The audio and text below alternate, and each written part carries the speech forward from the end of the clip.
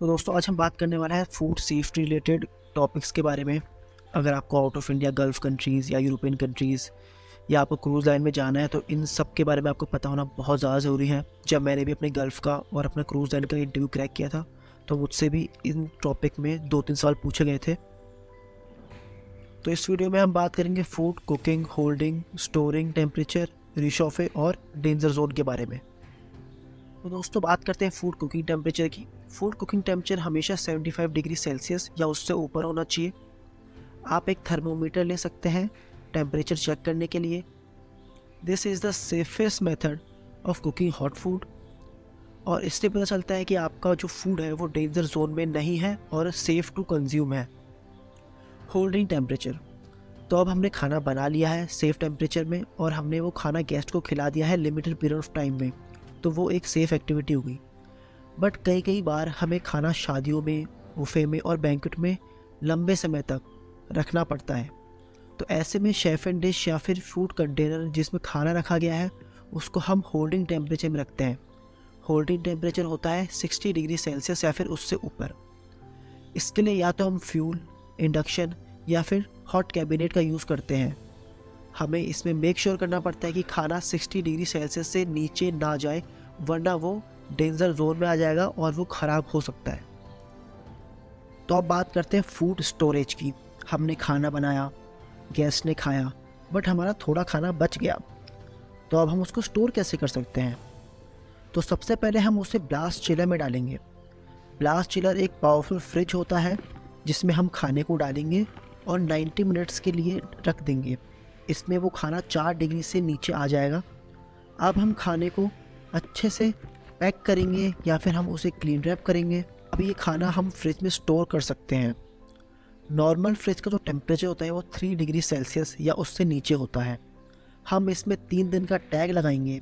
जिस टाइम हमने खाना बनाया है उसके 72 घंटे के अंदर हम उसे यूज़ करेंगे। 72 घंटे के बाद हम किसी भी कुक फूड को सर्व नहीं कर सकते क्योंकि वो सेफ़ नहीं होता है खाने के लिए। और 72 घंटे तक अगर हमने उसका यूज़ नहीं किया है तो हम उसको डिस्कार्ड कर देंगे, बट उसको किसी को खिलाएंगे नहीं। तो अब हम बात करते हैं डीप फ्रिज की। इसमें हम ऐसे फूड आइटम रखते हैं जिसको हम लंबे समय तक यूज़ कर सकें। For example demi glaze, pastries, cakes, homemade ice cream et cetera. Deep fridge का टेम्परेचर बिलो -18 डिग्री सेल्सियस होता है या उससे कम हो सकता है, बट कभी भी उसका टेम्परेचर -18 डिग्री से ज़्यादा नहीं हो सकता। रीशॉफे, ये वर्ड आपने ज़रूर सुना होगा, बट आपको पता है रीशॉफे है क्या? रीशॉफे एक फ्रेंच वर्ड है जिसका मतलब होता है रीहीट। आपने खाना बनाया, वो बच गया, आपने उसको चिल्ड किया और प्रॉपर पैक करके फ्रिज में डाल दिया। तो अब जब आप उसको यूज़ करेंगे और उसको वापस से गर्म करेंगे तो उस एक्टिविटी को बोला जाता है रीशॉफे। रीशॉफे या रीहीट का एक रूल है कि आप किसी भी खाने को सिर्फ एक बार ही रीहीट कर सकते हैं। अगर रीहीट के बाद वो खाना बच गया तो उसे डिस्कार्ड करना सही हुआ।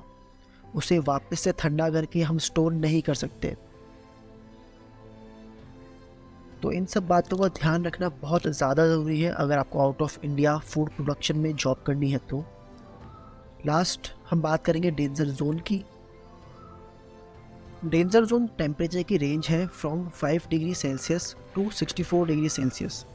हम सबको पता है कि एटमॉस्फेयर में माइक्रो ऑर्गेनिज्म होते हैं, हमारे फूड में भी माइक्रो ऑर्गेनिज्म होते हैं। तो अगर खाने को डेंजर जोन में रखा जाएगा तो माइक्रो ऑर्गेनिज्म एक्टिव हो जाएंगे और they will start multiplying themselves. तो जब वो माइक्रो ऑर्गेनिज्म अपने आप को मल्टीप्लाई करेंगे तो वो सीधा खाने पे अटैक करेंगे और खाने को ख़राब करेंगे।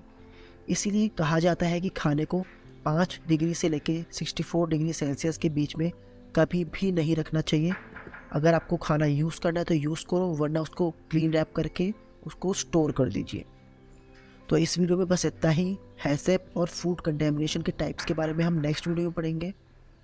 इस वीडियो से रिलेटेड अगर आपके मन में कोई भी क्वेश्चन है तो प्लीज़ कमेंट बॉक्स में पूछिए।